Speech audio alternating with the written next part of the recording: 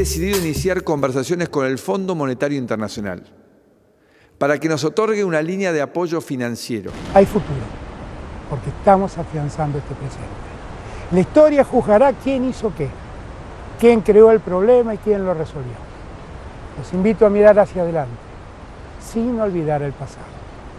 Había un problema, gravísimo, urgente, y ahora tenemos una solución posible y razonable. Es tiempo de unirnos en las soluciones y no dividirnos en los problemas.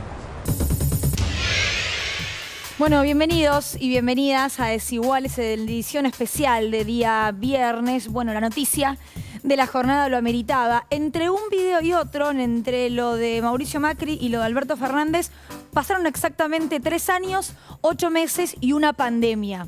¿Y por qué digo una pandemia? Porque incluso el tono, las palabras de Alberto Fernández, a mí al menos me hicieron recordar mucho a la campaña del año 2019, a los primeros discursos de Alberto Fernández como presidente de la Nación. ¿Y por qué digo esto?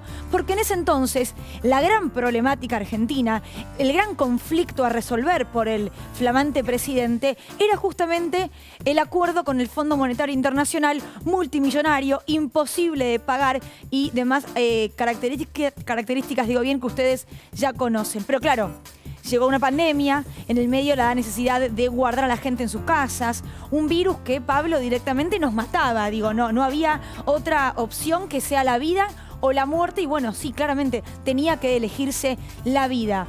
¿Por qué menciono esto? Porque siento, y al menos es una opinión que compartimos con Pablo, que ahora hay antes y después.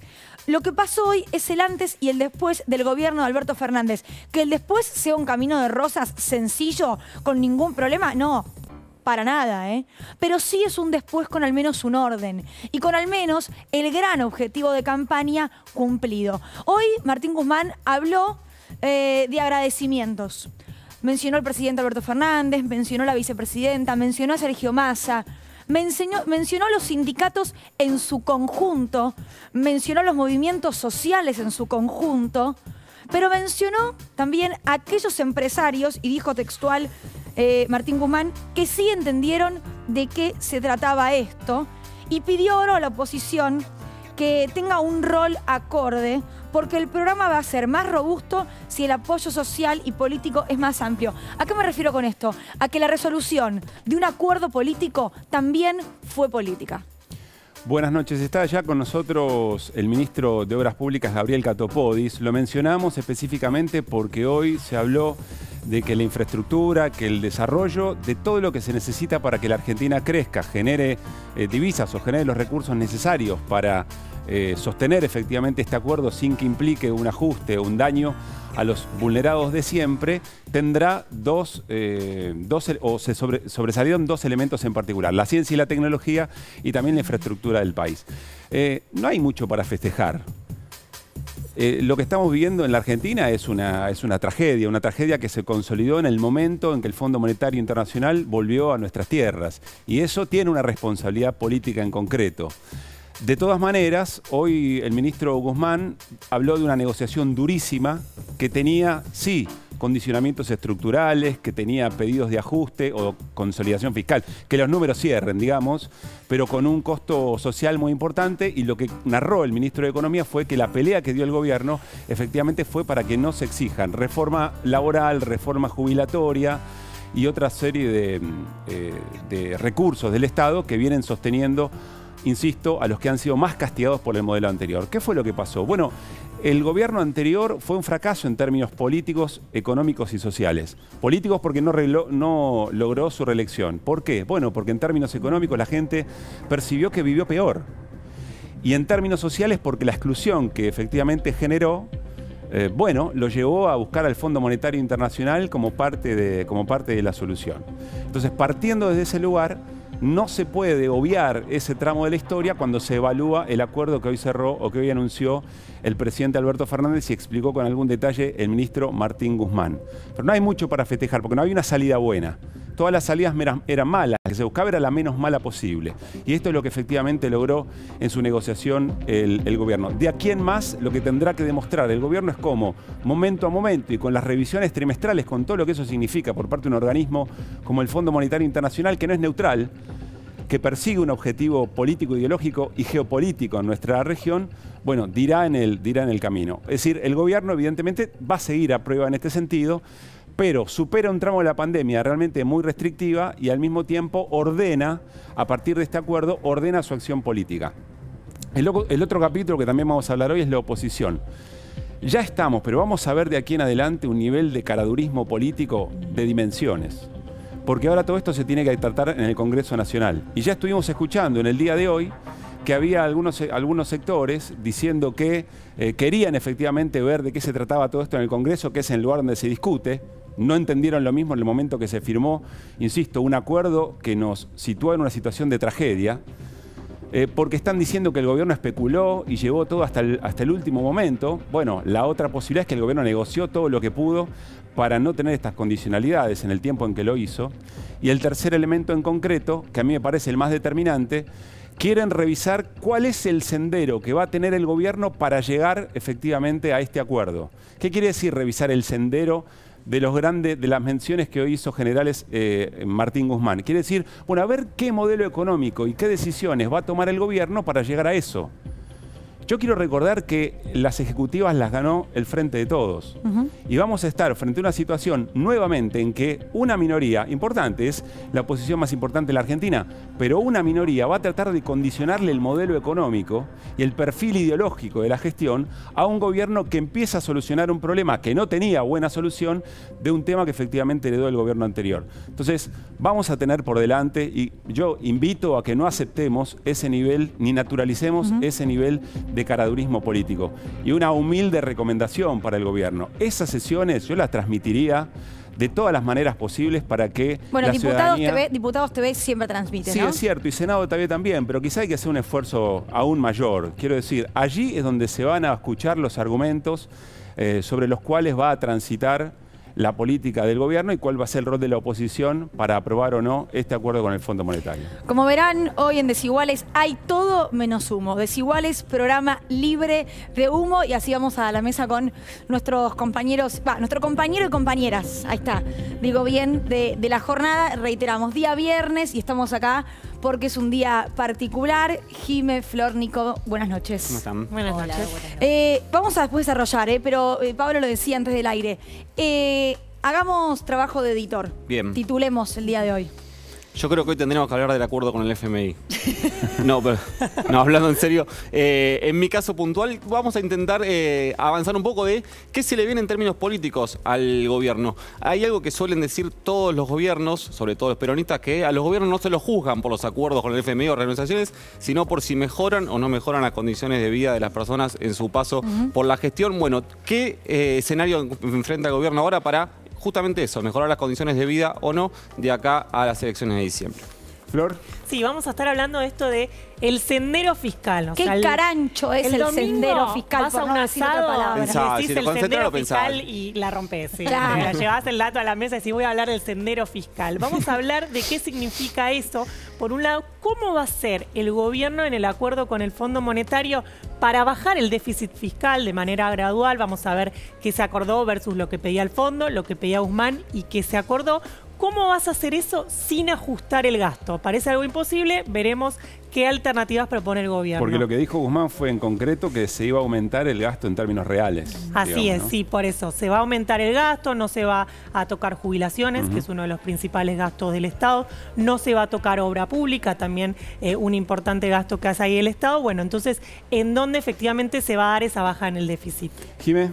Y vamos a estar juntando como se dice, la jerga política, poroteo en el Congreso, saber cuáles son los votos que están a partir de las declaraciones de la jornada de hoy, que fue una catarata de tuit, comunicado, pero bueno, era necesario porque queremos saber quién va a votar a favor de esto que sí o sí tiene que pasar por el Congreso a partir de la ley que había mandado el año pasado, bueno, a principio del gobierno de Alberto Fernández, Martín Guzmán, para que de ahora en más Argentina tenga que pasar por el Congreso de la Nación antes de meternos en cualquier tipo de endeudamiento. Muy bien, nos vamos a ir al living, allí está Sí. Gabriel Catopodis y en un ratito nada más llega Carlos Heller también, el presidente de la Comisión de Presupuesto, que va a tener mucho trabajo, por cierto, y vamos a conversar, si todo sale por supuesto bien, con el embajador argentino en los Estados Unidos, que tuvo un rol Sí. muy importante también en esta negociación. Me gusta porque tenemos todas las patas, ¿no? Digo, Sí. Catopodis, hoy su ministerio, ¿cómo le va? Gracias por haber ¿Qué tal? venido en ¿Qué tal, primer Gabriel? lugar. Gracias.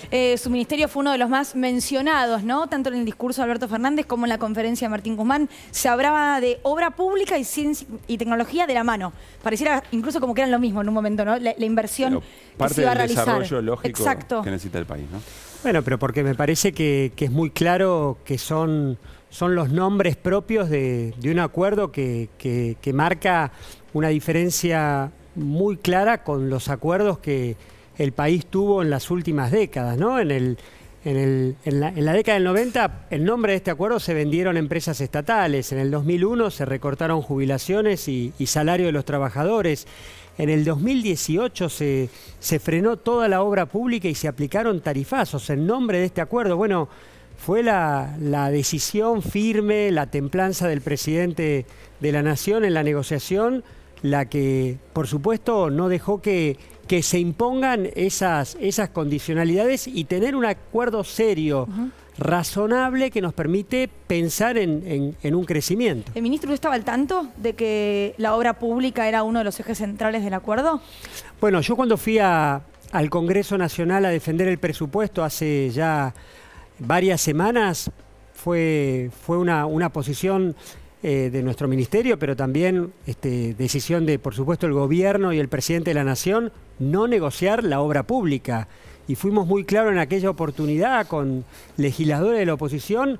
Nosotros estábamos firmes en esa decisión de no entregar la obra pública. La obra pública sin duda que es la palanca con la que hemos logrado recuperar indicadores en el sector de la construcción y en general en la economía. Cuando me tocó llegar al Ministerio de Obra Pública hace poco más de 2 años, teníamos 318 obras, el 70% estaban paradas, paralizadas por falta de pago en el marco de la negociación con el Fondo Monetario Internacional, una deuda que tomó el gobierno anterior. No hay que dejar un segundo de explicarle a los televidentes, a los argentinos, bueno, esta es la deuda que generó el macrismo y la decisión del presidente fue resolver un problema que ellos nos dejaron y la oposición tiene que entender que vamos a hacer algo muy distinto de lo que ellos hicieron cuando gobernaron e incluso de lo que ellos venían proponiendo en estos días. Vamos a llevar adelante un acuerdo con el Fondo Monetario Internacional que permita y que garantice la posibilidad del crecimiento y la recuperación que venimos teniendo. Gabriel, la oposición dijo hoy, que evalúa como positivo el acuerdo porque un no pago o un default hubiera implicado algo desastroso. Pero también dijeron que el gobierno demoró demasiado para construir un relato, para construir una épica, que debería haberse ahorrado la angustia de un no acuerdo, y al mismo tiempo que querían ver la letra chica de lo que implicaba efectivamente este acuerdo con los memorandos que faltan. ¿Esa es la actitud, te preguntaría, que esperan de la oposición? Bueno, me parece que la oposición fue muy responsable cuando gobernó y cuando tomó este endeudamiento y es muy irresponsable cuando plantean estas cuestiones. La prudencia que no tuvieron en la pandemia, la prudencia que no tuvieron cuando fuimos a buscar la vacuna por el mundo, bueno, necesitamos que la tengan en este momento, que por un segundo dejen el calendario electoral y dejen de especular políticamente y entiendan que estamos resolviendo un problema que ellos generaron. La Argentina creció el año pasado al 10%, va a volver a crecer este año, 2 años consecutivos de crecimiento. La Argentina no los tiene desde el 2011 y la verdad es que lo único que tienen que hacer ellos es sentarse en sus bancas y acompañar esta decisión, tener la responsabilidad que, insisto, no tuvieron cuando gobernaron y hacerse cargo de las decisiones equivocadas que tomaron para perjuicio de todos los argentinos. Florencia. Sí, si uno ve el presupuesto 2022 que finalmente no se aprobó, se iba a dedicar a obra pública el 2,4% del PBI.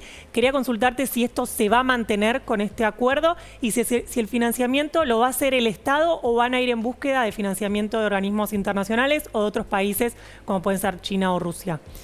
Cuando nos tocó asumir el gobierno, el presupuesto de obra pública era el 1.1 del PBI, era el presupuesto que nos había dejado el macrismo, el que había ejecutado el macrismo en el 2019. Y nosotros venimos recuperando esa inversión pública y estamos en condiciones de asegurar los niveles de inversión necesarios para que podamos seguir consolidando la agenda de obra pública. ¿De qué manera? Bueno, porque estamos convencidos que vamos a poder seguir sosteniendo una curva de crecimiento y porque también está establecido en el acuerdo la posibilidad de abrir gestiones para multilaterales, para financiamiento que hoy lo tenemos vedado. Pongo un ejemplo muy concreto para que se entienda. El presidente va a China la semana que viene. Bueno, vamos en búsqueda de y en la negociación de fondos para poder hacer el puente de Chaco Corrientes. Hace 30 años que la Argentina no hace un puente, una obra de infraestructura de ese calibre. Tengo una obra en Neuquén, Chihuido, una obra hidroeléctrica de 2.000 millones de dólares. Bueno, esa obra con fondos, con financiamiento del gobierno alemán, es posible a partir del acuerdo. Bueno, esas son también, me parece, los efectos que nos van a permitir garantizar estos niveles de inversión que estamos proponiendo. O sea, ese nivel de 2,4% del producto se mantiene. Se mantiene. Perfecto. Nico. Sí, decía recién cuando presentábamos que una obligación que tienen todos los gobiernos es irse mejorando las condiciones de vida. No voy a hacer un análisis de los antecedentes que tienen justamente en los niveles de vida, aplicar las políticas del FMI. La pregunta más puntual es, ¿se puede cumplir con este acuerdo con el FMI y a la vez mejorar las condiciones de vida? Bueno, pero porque justamente, Nicolás, estamos hablando de un acuerdo que respeta y que garantiza los indicadores de crecimiento y de recuperación que venimos teniendo, porque estamos hablando de desarmar una bomba que nos dejó el gobierno anterior y que nos va a permitir tener financiamiento que hoy no tenemos, porque genera reglas de juego y previsibilidad para la economía y para la inversión privada, porque estamos convencidos de que es la última mochila que nos teníamos que sacar para, en este tiempo de bisagra, entrar en otra etapa. Lo decía bien Pablo, no hay nada para festejar, nada. Mañana los problemas de la Argentina son los que tenemos. Y todos los días, y el presidente hoy mismo me decía a mí, nos decía a algunos ministros, bueno, a remangarnos y a trabajar sin descanso por los problemas que tiene la Argentina. Y yo voy a estar el lunes en Exaltación de la Cruz, el miércoles en Santa Fe, el viernes en el interior de la provincia de Buenos Aires, poniendo en marcha obra pública que entiendo que es la palanca, entiende el presidente de la Nación. Sí.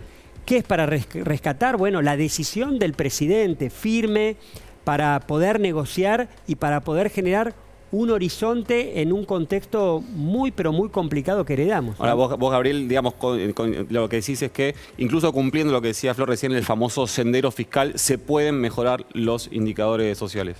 Bueno, pero estamos generando 200.000 puestos de trabajo en la obra pública.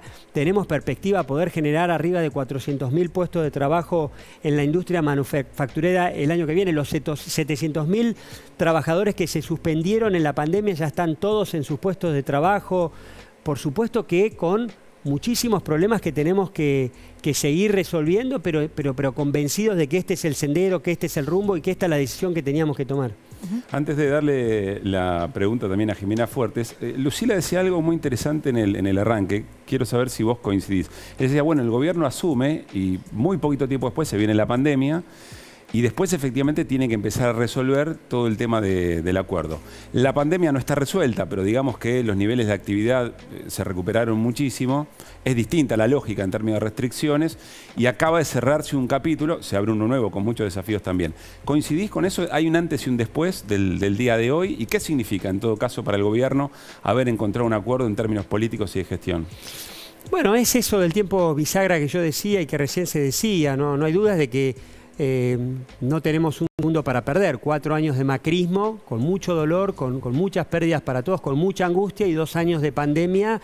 Y ahora nos quedan 2 años donde tenemos que retomar con mucha fuerza los objetivos que asumimos. O sea, quedan 2 años para hacer lo que se pensaba lidiar en 4. Sí, y para fundamentalmente marcar que este es el rumbo correcto, que lo que la oposición proponía ya lo hicieron ellos y salió muy mal, que nos dejaron una deuda que comprometió no al gobierno de Alberto Fernández, dejaron una carga para todos los argentinos, que las empresas de la construcción que vienen recuperándose hace 15 meses de manera consecutiva necesitan ampliar su capacidad productiva y eso es crédito y la posibilidad de que ellos tengan crédito, de que la industria tenga crédito, es de la mano también de un país serio que negocia de manera firme y que pone a la Argentina nuevamente en un rumbo. Ahora, destruir, sacar a la Argentina de ese rumbo al macrismo le alcanzó con 5 minutos. Por supuesto que construirlo, que reposicionar esa agenda de desarrollo nos va a llevar tiempo, pero estamos en el camino correcto. Ahora, Gabriel, por tu ministerio justamente tenés un diálogo, te diría, diario, imagino, con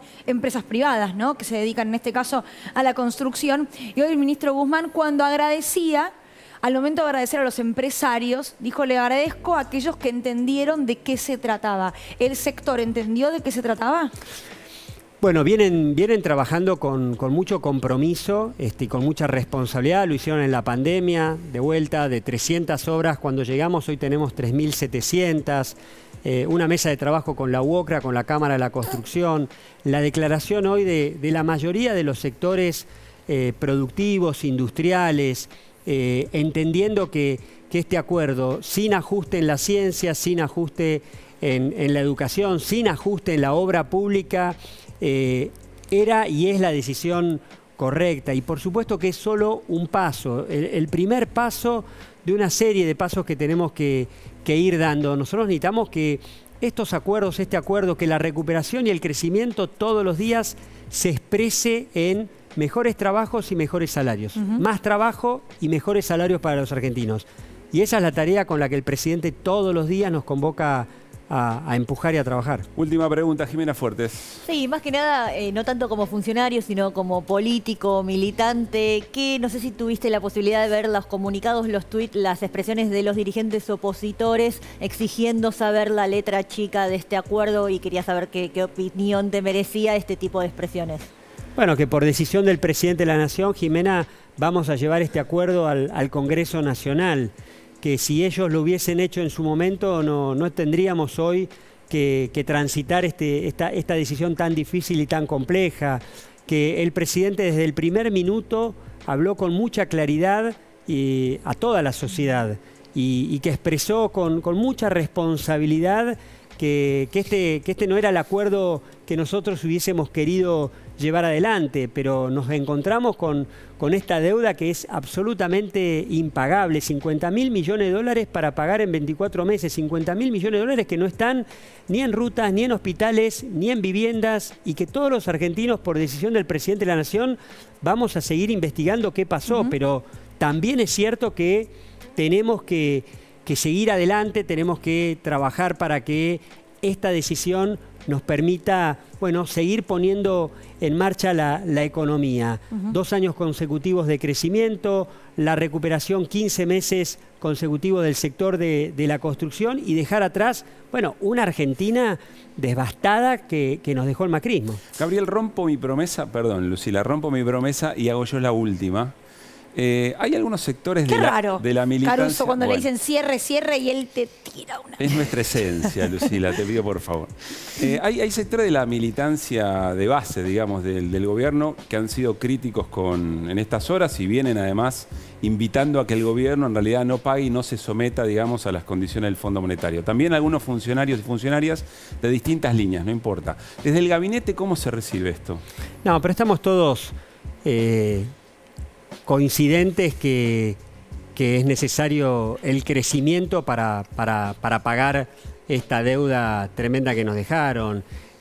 Hay un acuerdo de todos los sectores del frente que es necesario que el acuerdo con el Fondo Monetario Internacional no signifique más ajuste como lo hicieron en otros años. Hay acuerdo de todos los sectores del frente en que el presidente, bueno, con seriedad, con responsabilidad, tenía que poner de alguna manera nuevamente la Argentina en un horizonte de futuro, y poner a la Argentina en un horizonte de futuro es de la mano de inversión en la obra pública, inversión en educación, inversión en tecnología. Este acuerdo garantiza que eso realmente se pueda cumplir y entonces me parece que estamos de vuelta dando un paso serio y razonable para una Argentina que tiene que crecer. Gabriel, gracias a ustedes por haber venido a Desiguales. Gracias. Bueno, nos vamos a un corte, Lucila. Sí, al regreso ya decíamos, está aquí en el estudio de Desiguales el diputado Carlos Heller para continuar hablando sobre, bueno, qué implica este acuerdo con el Fondo Monetario Internacional. Ya venimos.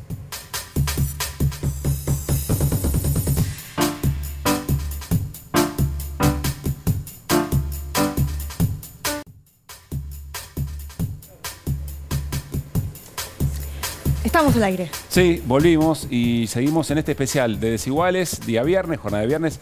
Habitualmente no estamos. Después viene, por supuesto, el Festival de Cosquín. Hoy con la séptima luna. Hoy es mi día, es todo Santiago del Estero. Los Manceros, Peteco Carabajal, Rally Barrio Nuevo. Santiago del Estero. No, está bien. Ahora sí. Ahora sí. Esa me encanta, esa es de Rally Barrio Nuevo, ¿no? Sí, con la Junta. No lo tenía Caruso en esta agenda. No lo tenía Caruso en esta agenda. Me encanta a mí también. Mira, coincidimos en algo. Y nos venimos a enterar Aleluya. acá. Al aire. Pero bueno, yo no soy del equipo, duermo con medias en verano. Son cosas distintas. Importante. Bueno, ¿la ligué? De rebote. De rebote. Jimé, acaba de tuitear el gobernador de la provincia, Axel Kicillof. No es un dato menor, porque él no me pertenece a la cámpora, pero lo que viene a ser el sector más cristinista no había hablado hasta el momento. Hasta ahora no, es el único, como decís vos, bueno, es el gobernador de la provincia más importante del país, era necesaria una referencia por parte de él, sobre todo porque la provincia de Buenos Aires también sufrió un endeudamiento muy grave en dólares para financiar gasto corriente, o sea, él viene de reestructurar su deuda en la provincia. Entonces también por eso es importante. Compartimos lo que publicó, me parece que los tenemos, los tweets. Ahí está.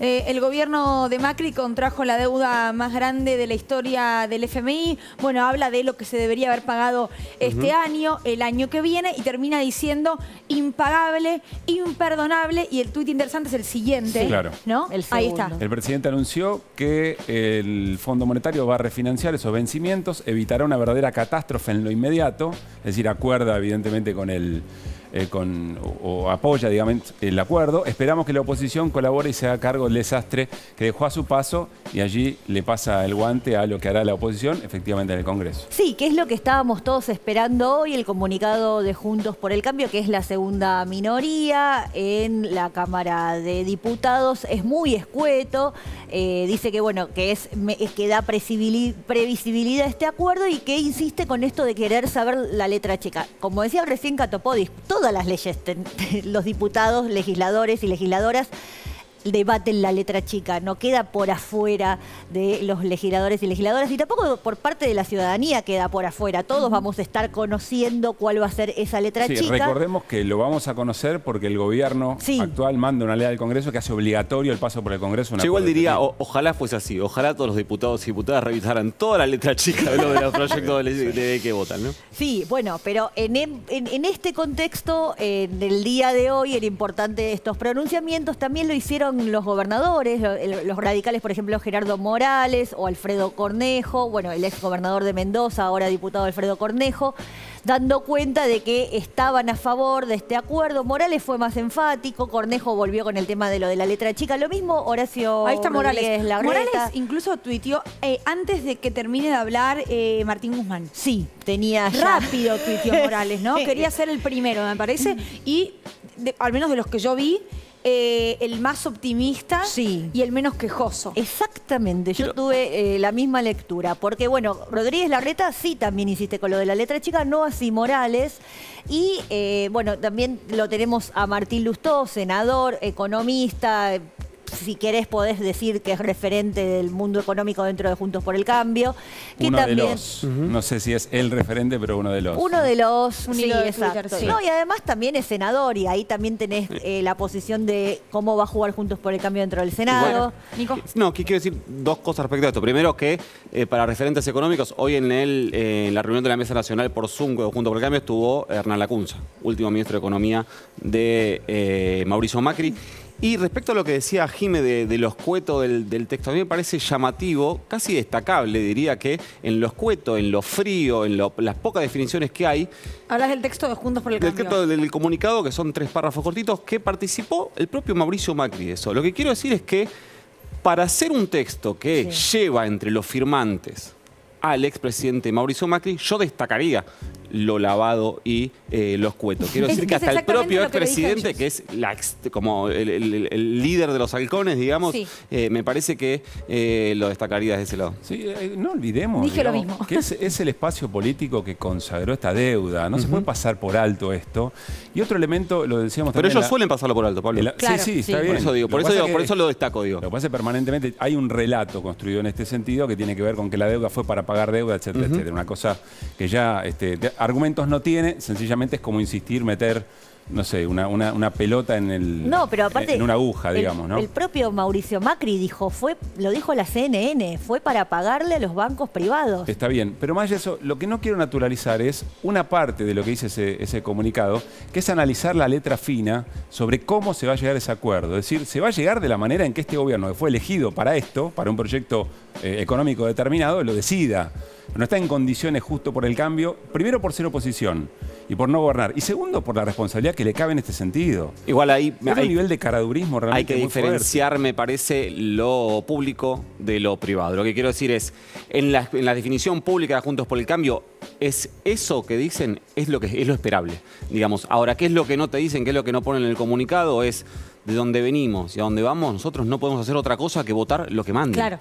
No nos queda otra opción. Lo que manden. De hecho, lo que te dicen, que lo ha escrito un periodista amigo de manera muy interesante, es que en realidad pone el ojo en qué va a ser como el kirchnerismo duro. Lo que te dicen en una frase, nosotros vamos a votar lo que vote Máximo Kirchner. Eso es lo que dicen, básicamente. Sí. Bueno, Lula también, ¿no? Luis Ignacio Lula da Silva. Así es importante. Candidato a presidente en Brasil. Claro, que como hablábamos esta semana aquí, tiene todos los números puestos para ser el futuro presidente y además porque es un peso regional importantísimo por el volumen del PBI de Brasil.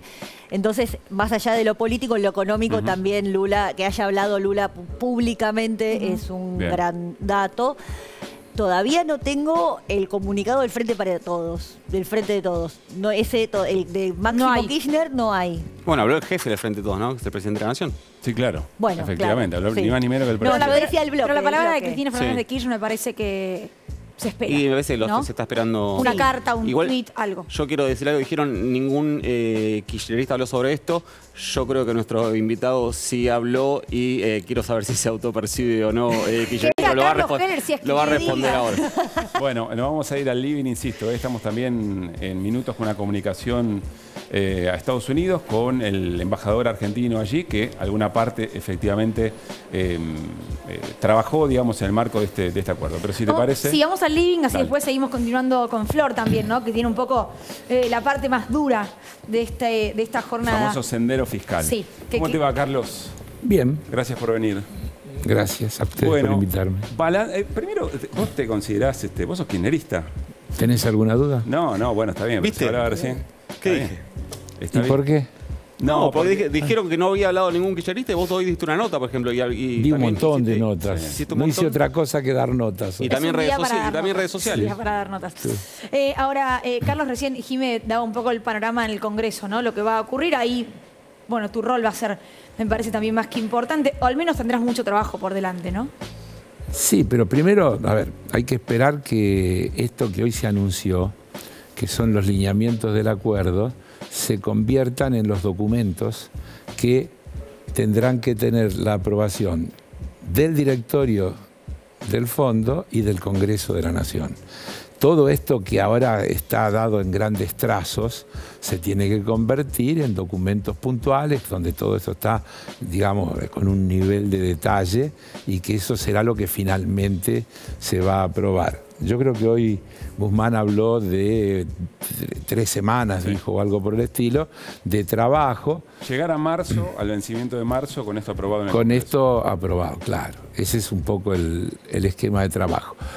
Tampoco sé En este caso, el Ejecutivo tendrá que decidir si es una iniciativa que entra por el Senado o entra por diputados, porque no es un tema impositivo que la ley o la Constitución marca que tiene que ser tratado en diputados. Es una opción que decidirá el Poder Ejecutivo. Yo quería insistir en algunas cosas del acuerdo, porque yo creo que es importantísimo.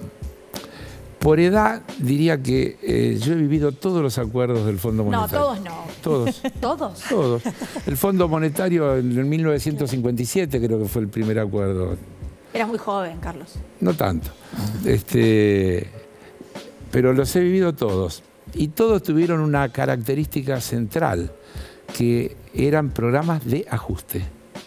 Y este acuerdo que hoy estamos discutiendo tiene la particularidad de que no es un programa de ajuste, es un programa de refinanciación de una deuda contraída y acordada de pagar en condiciones impagables. Voy a ver si puedo explicar un poquito cómo funciona esto. El Fondo Monetario no da refinanciaciones. En realidad tiene dos líneas de crédito. Uno que se llama la línea de crédito stand-by, que es la que tomó el gobierno de Mauricio Macri y que hay que devolverla de acá a fin del año que viene.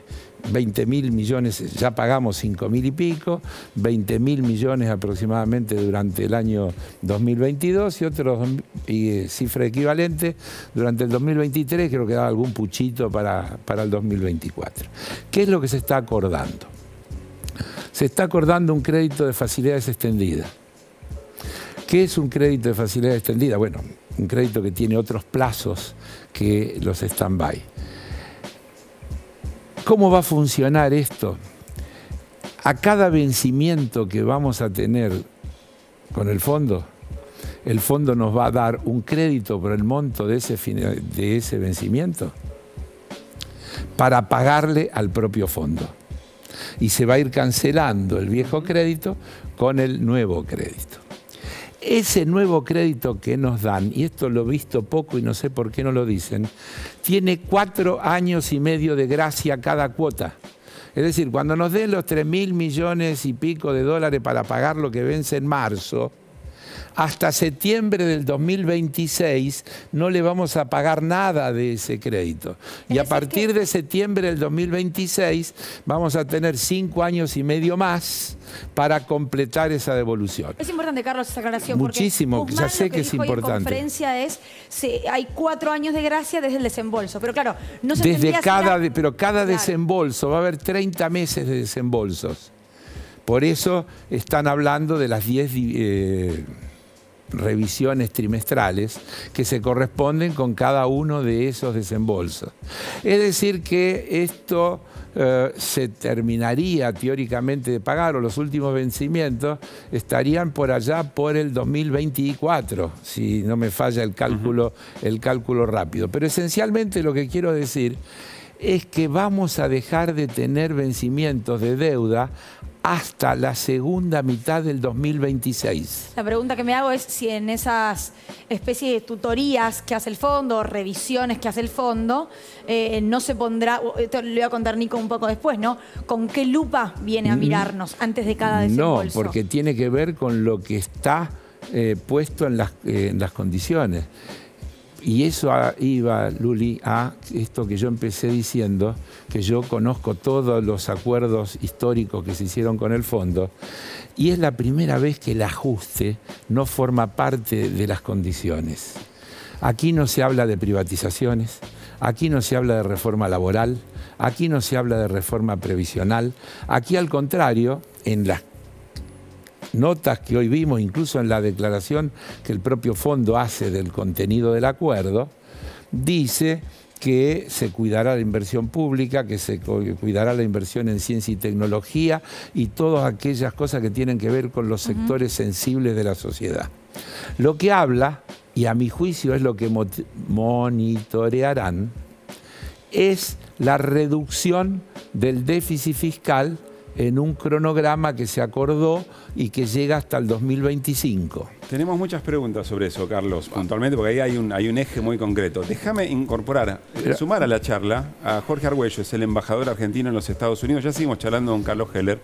Pero claro, un rol más que importante el del embajador en estas negociaciones. Embajador, los saludamos de la televisión pública, Lucila Trujillo, Pablo Caruso. Estamos con el diputado Carlos Heller. Buenas noches. Buenas noches, gusto de estar en su programa. Aprovecho para saludar a Carlos, a quien hace mucho tiempo que no veo, pero hemos compartido muchos años en la banca, en la Cámara de Diputados. Así un abrazo, es. Carlos. Otro para vos.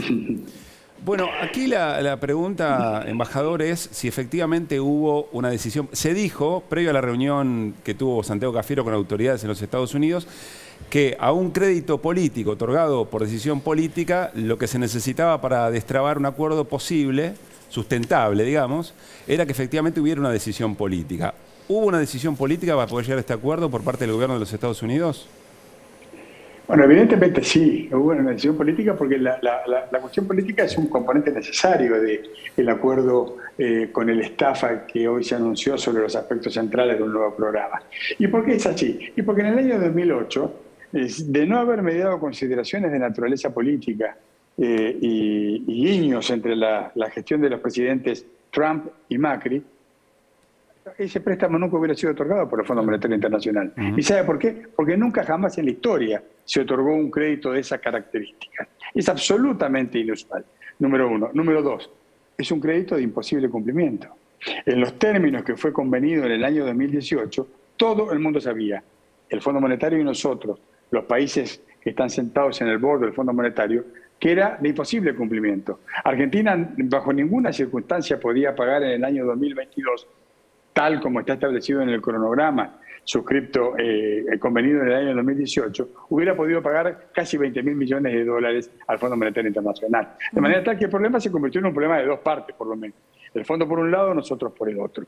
Entonces lo que se desarrolló, y eso tiene que ver con lo que usted recién mencionaba, la visita del canciller Cafiero a Washington, que me tocó coordinar. En realidad Cafiero vino como una suerte de enviado especial del presidente Fernández a tomar contacto con las autoridades locales y explicar cuál es la situación real.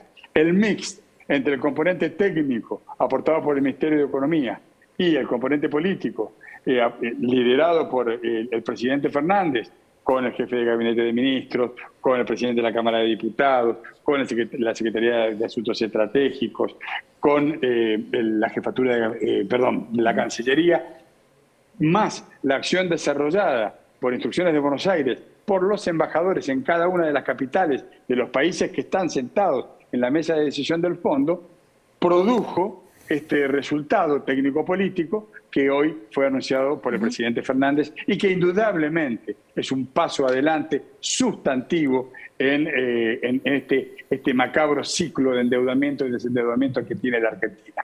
Ahora el Congreso de la Nación, y yo no me lo voy a querer perder, va a tener un debate histórico, no solo porque se da por primera vez, siempre debió haberse dado, sino porque además cada una de las fuerzas políticas de todo el arco político van a explicarnos cuál es su posición respecto del acuerdo del 2018, cuál es su posición respecto del acuerdo logrado ahora con el staff y cuál es su posición respecto del futuro en el que tendrá que ejecutarse este nuevo programa que, como bien decía recién el diputado Heller, difiere los cumplimientos de capital, los pagos de capital a dentro de 4 años y medio. Una gran oportunidad para continuar el proceso de relanzamiento económico de nuestra economía sin tener que abortarla para poder cumplir con las obligaciones externas. Argüello, ¿cómo le va? Buenas noches. Luli Trujillo lo saluda. Si Donald Trump hubiese seguido siendo presidente de los Estados Unidos, ¿era posible llegar a este acuerdo? Y por otro lado, se sabe que hubo representantes de la oposición que tuvieron un diálogo directo con gente del Fondo Monetario Internacional para que este acuerdo no se realice. ¿Usted qué repercusiones tuvo sobre eso en las últimas jornadas? Bueno, es un ejercicio ya casi de imaginación tratar de ver qué hubiera pasado de continuar de haber sido reelecto el presidente Trump. Lo cierto es que no fue reelecto, que en su lugar asumió el presidente Biden, que tiene una sintonía especial con el presidente Fernández. Esto se ha verificado en múltiples visitas de alto nivel que recíprocamente se han verificado. Tiene que ver con el accionar diario que nosotros desarrollamos desde la embajada. Yo llegué acá hace 2 años. Y desde que llegué he estado el grueso de mi tiempo consagrado a 2 cuestiones, que son, por un lado, la negociación del endeudamiento argentino heredado de la gestión anterior y, por otro lado, la crisis de la pandemia COVID. El año pasado transitamos toda la negociación con los bonistas privados exitosamente, cerramos el año con un acuerdo con un altísimo, casi el 100% de acuerdo con los bonistas privados, pero faltaba lo esencial, faltaba el endeudamiento de este inédito crédito contraído con el Fondo Monetario Internacional. Hoy el anuncio del presidente me parece a mí que nos coloca en una situación completamente distinta. La Argentina, a diferencia de este programa que vamos a encarar, si lo comparamos con el programa anterior, el suscrito en el año 2018, tiene una diferencia fundamental. Y yo diría que esa diferencia fundamental está dado que el acuerdo, el programa del 2018, ajustaba en la inversión pública. Ustedes saben, la inversión pública tiene un efecto multiplicador sobre todo el ciclo económico. Es decir, al ajustar en la inversión pública lo que hacía era poner en marcha un círculo nefasto, negativo para la economía argentina. Esa es, yo diría, una de las diferencias más entusiasmantes del nuevo programa. Obviamente todos preferiríamos no tener un programa con el fondo, todos preferiríamos no deber la plata que se debe, pero la verdad sigue siendo la única realidad. Bien. Hemos heredado un monstruoso crédito y bueno, estamos en esta negociación. Embajador, le pregunta Nico Fiorentino. Nico. Sí, ¿qué tal, embajador? Hoy surgieron versiones de que existía la posibilidad de que después de la gira por Moscú y por Beijing, el presidente Alberto Fernández haga una parada en Washington. ¿Puede confirmar, desmentir esa versión o alentar la incertidumbre? No sé. No, no tengo ninguna información al respecto. No está dentro de lo programado, nosotros estamos trabajando, perdón, efectivamente una reunión, una cumbre entre los presidentes Biden y Fernández. Eso está en proceso, pero no tengo nada que aportar. ¿Y fecha, no creo que se verifique. ¿Fecha posible para esa cumbre tampoco? Está en proceso.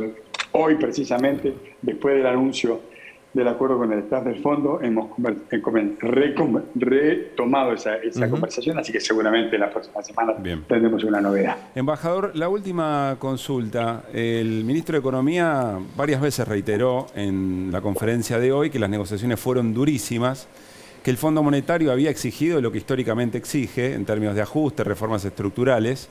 No dijo específicamente cuáles, pero lo mencionó.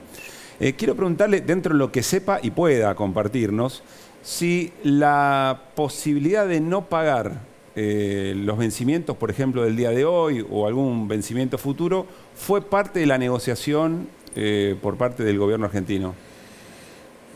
Esa era una línea roja para el presidente Fernández.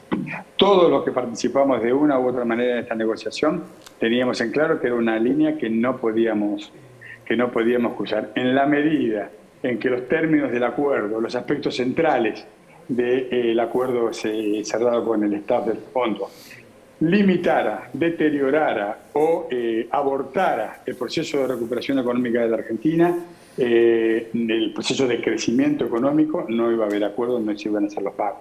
¿Por qué? Por una razón muy sencilla. Queremos romper con este ciclo histórico decadente de deuda y desendeudamiento, deuda y desendeudamiento. Necesitábamos entonces un programa sostenible en el tiempo para poder continuar con el proceso de recuperación de nuestra economía y en ese marco poder cumplir con las obligaciones externas. Bien. Embajador, muchísimas gracias por este contacto con Desiguales. Yo les agradezco a ustedes y los saludo a todos. Un abrazo especial para Carlos. Gracias. Muy bien. Gracias. Bueno, Carlos, algo sobre lo que charlamos con el embajador y retomamos un poco aquello fiscal. Pero está claro, digo, que no hay una diferencia entre lo que él dijo y lo que estábamos explicando reconoció antes. Que la posibilidad del no pago estuvo arriba de la mesa. No, porque está diciendo que el pasa no pasa es el ajuste o no ajuste, no el pago no pago. Claro. Es muy importante lo que dijo desde ese punto de vista. La línea roja es, si se pone condiciones que implican ajuste, no hay posibilidad de acuerdo. El acuerdo se da y el pago se da porque se conviene en que no hay ajuste y que hay un sendero fiscal famoso. Ustedes estaban haciendo chistes con el término. Ahora le voy a dar el pasaflor para que me lo explique bien. Es sencillísimo. Es en qué periodo la Argentina va a dejar de tener déficit fiscal. El fondo quería que sea en 2 años. Entre el 2022 y el 2023, la Argentina planteaba que sea un sendero más largo hasta el 2027. Finalmente se acordó hasta el 2026. 25. Ese es el tema de lo que se discutía respecto del sendero fiscal. Está clara la diferencia que hay en tener que en 2 años reducir el déficit fiscal o hacerlo en 4 o 5 años.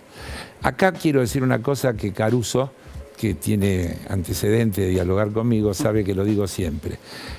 Yo y muchos de nosotros no somos hinchas del déficit fiscal. El déficit fiscal no es una virtud.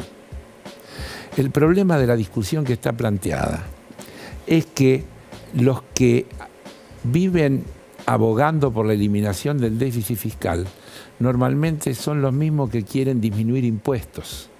Dicen, hay que bajar los impuestos, eliminar las retenciones, hacer esto, hacer aquello, y eliminar el déficit fiscal. Y hay que decirles que la contabilidad no es creativa en tal dimensión. Si del lado del activo tengo que achicar del otro. Entonces, lo que ellos están ocultando con ese palabrerío es que lo que quieren hacer es recortar los gastos. Algunos son sinceros. Por ejemplo, Milei dice que hay que suprimir el Estado. Hay que eliminar el Estado. Lo dice así. Espérdice alguna cosa más o menos parecida. Y después algunos de cambio son un poco más sofisticados, hablan del gasto improductivo. Hoy Mario Negri dijo, vamos a ver la letra chica, pero nosotros tenemos un acuerdo que es no subir impuestos. Claro, claro. De cualquier manera, lo que hay que tener en cuenta es que la Argentina está analizando, en primer lugar, no es lo que va a hacer subiendo impuestos, sino lo que va a hacer recaudando más por vía del crecimiento de la economía. El 2021, según el Fondo Monetario y el Banco Mundial, la Argentina iba a crecer el 4,5%. Termina creciendo 10 y pico. Algunos ya están hablando de 10,5, cosas por el estilo. Por lo tanto, los ingresos fiscales son mucho mayores.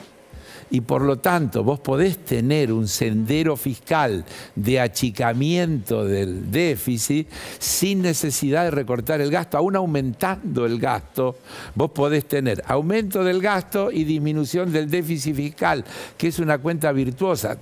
Me permito decir otra cosa. Si pudiéramos cerrar todas las filtraciones fiscales que tenemos por vía de la evasión, la elusión, etcétera, tenemos mucho más que lo que se quiere recomponer el sendero fiscal. Bueno, Carlos, hoy el ministro Guzmán dijo textual, hay que fortalecer la administración tributaria para luchar contra la evasión y el lavado de dinero. Esto no lo digo yo, lo dijo Guzmán hoy en conferencia. Le voy a dar la palabra a Flor, que tiene un par de placas con respecto a esto que estás mencionando. Flor. Sí, así es, como para ver esto del sendero fiscal en números y en un gráfico muy sencillo que te muestra, allí lo vemos. En la línea roja, ¿qué es lo que se estaba planteando inicialmente el Fondo Monetario? Llegar muy rápidamente al déficit cero. Esa era la exigencia original del fondo, es la línea roja. Así es, en apenas 2 años. La línea verde era lo que estaba pidiendo Guzmán, llegar en el 2027 recién al déficit cero. La línea blanca, bandera blanca, entonces ahí es lo que finalmente... Fumata blanca. Ahí está, es lo que finalmente se acordó, un punto intermedio, si se quiere. Se dieron las dos partes, eso es lo que me decían desde la parte técnica, económica que cerró el acuerdo. Se dieron las dos partes, Argentina va a llegar antes de lo que proponía, el fondo también se dio. Me decían, el fondo no se iba a manchar las manos de un país en déficit, en default, como es Argentina, muy importante en América Latina, por medio punto del producto. Ahora, una parte importante que le quería consultar a Heller es que el déficit bajó muy fuertemente en el 2021, en parte por el aporte extraordinario, 0,5 puntos del producto. Eso no lo vas a tener en el 2022, no se sabe cuánto te va a ingresar por retenciones. Aún así, ¿está descartado cualquier tipo de nuevo impuesto? No puedo contestar eso. Yo no lo podría contestar. Pero quiero volver a insistir en que hay un crecimiento muy grande de la economía. Y si la Argentina logra llevar adelante políticas públicas donde ese crecimiento se sostiene, los ingresos fiscales del 2022 van a ser superiores a los de 2021 por el mayor nivel de actividad económica. Vos pensás que cuando se calculó el presupuesto, por ejemplo, el presupuesto que mandó el Poder Ejecutivo al Congreso, lo mandó en septiembre, lo hizo con los datos de junio. En junio estaban proyectando 5,5 de crecimiento del PBI, termina siendo 10 y pico. La base en el 2022 arranca de ese 10 y pico que ya se creció. Por lo tanto, la proyección de ingresos es mucho más alta, es diferente, y creo que sobre esa idea es que se está trabajando. Creo que se ha trabajado bien, por ejemplo, a fin de año cuando logramos subir las alícuotas en bienes personales de las categorías de patrimonios más altos. Ese es un típico ejemplo de lo que deberían ser las políticas impositivas que un gobierno como el nuestro tiene que llevar adelante. Mejorar la recaudación impositiva por vía de un cambio en la progresividad, aliviar abajo. Bueno, ahí es donde la oposición... Ya sé. No, bueno, no te lo va a hacer pasar por el Congreso. Bueno, está bien. Ellos dicen que cuanto más impuestos a los que producen, no te van a venir a invertir. Está bien, pero ese discurso tiene más viejo que la escarapela, para decir algo. Pero los conduce. Sí, sí, con toda seguridad, pero no es una novedad.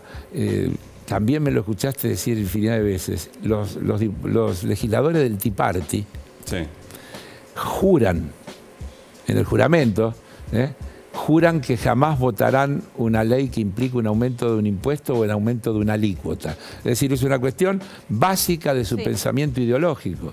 Claro. Ahora, vuelvo a decir, ¿cómo se hace para no tener déficit fiscal o para suprimir el déficit fiscal achicando los impuestos? Recortando los gastos, no hay otra manera. Es la misma discusión que está planteada hoy en los Estados Unidos, entre los demócratas y los republicanos, con todas las leyes de fomento que se quieren llevar adelante y que los republicanos se niegan a apoyar, con los mismos argumentos que cambiemos acá en la Argentina. No hay ninguna novedad, esa es una discusión universal. Por algo se llevaron también en 2018. Pero ¿no? claro, nada es casualidad. Así es, pero es una discusión, digamos, universal, está planteada en todo el mundo. A ver. El mundo hoy, el otro día, ayer, anteayer, informe de la CEPAL. América Latina y el Caribe, para que no parezca, no, los argentinos, porque acá le cobran mucho y la gente lleva la plata. América Latina y el Caribe, alrededor de 300.000 millones de dólares año dejan de percibir por evasión o elusión impositiva. No, por eso no es menor que lo Con haya eso mencionado solo, Guzmán. ¿sabés cómo cambia la situación de la región? Claro. ¿Nico?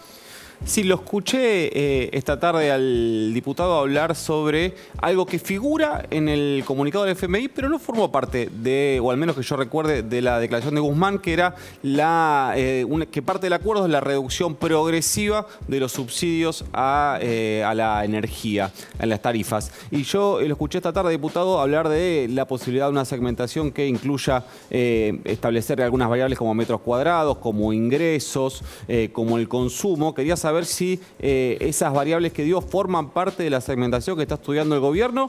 ¿Se pusieron un spoiler o una idea propia? No, a ver, son las dos, una mezcla de las dos cosas. Que el gobierno está a punto de poner en práctica una segmentación, está en todos lados, no hace falta. Están hablando de que... Está en todos lados hace como 2 años igual, que está a punto de meter... Sí, porque es complejo. Yo por lo que conozco, en este caso lo que se está hablando es de una segmentación por valor del metro cuadrado de la propiedad. Sí, es decir, que las propiedades que valgan más que X dólares el metro cuadrado van a dejar de tener subsidio. La idea va, pero lo que vale es la idea básica, después podemos discutir un montón. Yo estoy de acuerdo con esa idea. Y el gobierno también está de acuerdo con esa idea. El subsidio es un instrumento que tiene el Estado para ayudar a los que necesitan. No hay por qué. Yo digo, me voy a poner en primera persona. Yo no tengo por qué tener subsidio a la energía que consumo. Tengo que pagar el costo pleno. Podríamos tener otra discusión que es mucho más de fondo. Si los servicios públicos deben ser empresas comerciales con fines de lucro o deben ser empresas de servicio que satisfagan necesidades concretas. Porque esta es una contradicción básica que heredamos de los 90.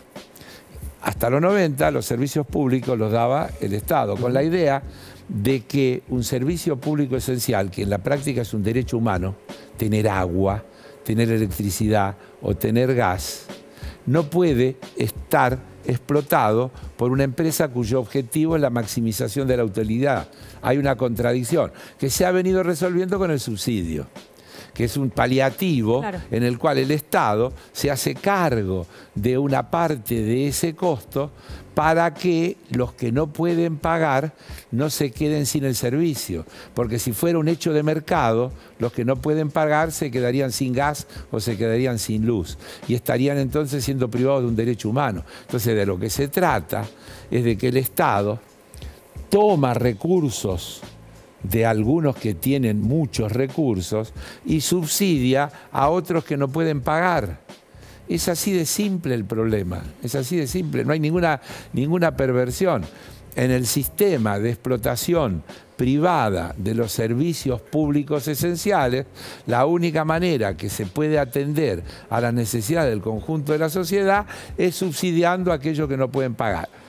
Yo, personalmente, preferiría un combo en esa segmentación, donde además del valor del metro cuadrado, tendría en cuenta, por ejemplo, los niveles de consumo, porque también hace falta hacer una educación general de que esos bienes hay que cuidarlos. Afeitarnos con la canilla abierta, no es... o baldear la vereda con agua potable, o baldear la vereda, manguera. claro. Hay que cuidar eso. Entonces, cuando no se mide y no se paga por lo que se consume, no se genera una cultura del cuidado. Entonces, yo incluiría en esa segmentación también, mire, hasta tantos metros cúbicos de gas o de agua, tantos kilovatios de electricidad, esto tiene un subsidio. De ahí para arriba ese subsidio o se achica o desaparece. Bien. Por ejemplo, no sé si está respondido. Bueno, sabés que nuestros padres y abuelos tenían memoria de cuando por ahí no estaban tan subsidiadas y te obligaban en una época, ¿por qué dejar todas las luces prendidas? Claro. Ahora no ocurre tanto Así eso, ¿no? es, así Yo cuando es. era chica me acuerdo que mi abuelo me decía, ¡apagá la luz! Claro. Bueno, está bien. Quiero decir ¿Ustedes se acuerdan cuando acá lo criticaban a Chávez, cuando Chávez salió a explicar el tema del ahorro del agua? ¿Cuánto tiempo tenía que durar una ducha? ¿Se acuerdan de eso? También me acuerdo cuando un expresidente... En verano en invierno estaba con aire acondicionado para estar en remera. Bueno, nos estamos yendo, nos pasamos unos minutos de las 9 de la noche. Agradecemos a nuestros compañeros y compañeras de Festival País. Programa especial, también las autoridades del canal, para dar testimonio, digamos, de Desiguales, en una jornada tan importante. Tengo una última pregunta, Carlos, lo más breve que puedas. No. Listo, ya está. Chao, Carlos, nos están echando. Pero nos están echando en serio. Un minutito más. No, pero que no le importa, chicos, no le importa nada. O sea, yo no me voy a hacer cargo de esto. ¿Qué le decís a la militancia del Frente de Todos que siente que con este acuerdo hay una entrega de soberanía o no está de acuerdo? No. Este es el mejor acuerdo posible. Yo hoy lo dije, escribí un hilo de tweet donde dije, acá no hay nada para festejar. Acá hay un punto de partida de una situación de un país inviable a encontrar una salida para ir en tránsito hacia un país viable. Bien. Eso es lo que hay que contestar. Bueno, ahora sí nos Muy vamos. bien, mirá, cortito y al pie. Gracias, Carlos. Gracias. Bueno, nos vamos. Se viene Festival País, insisto, es séptima luna de Cosquín, hoy Santiago del Estero, así que a chacarear un poquito. Que no viene a ver a Peteco, sí. Tengo otra para cantarte, pero no la voy a cantar de Santiago del Estero. Hacé lo que quieras, ya entregué el mando. Fuera de aire, fuera de aire. Gracias por estos minutitos, a disfrutar de la cultura popular a través de la televisión pública y nosotros nos reencontramos el lunes a las 8 de la noche. Buen fin de semana.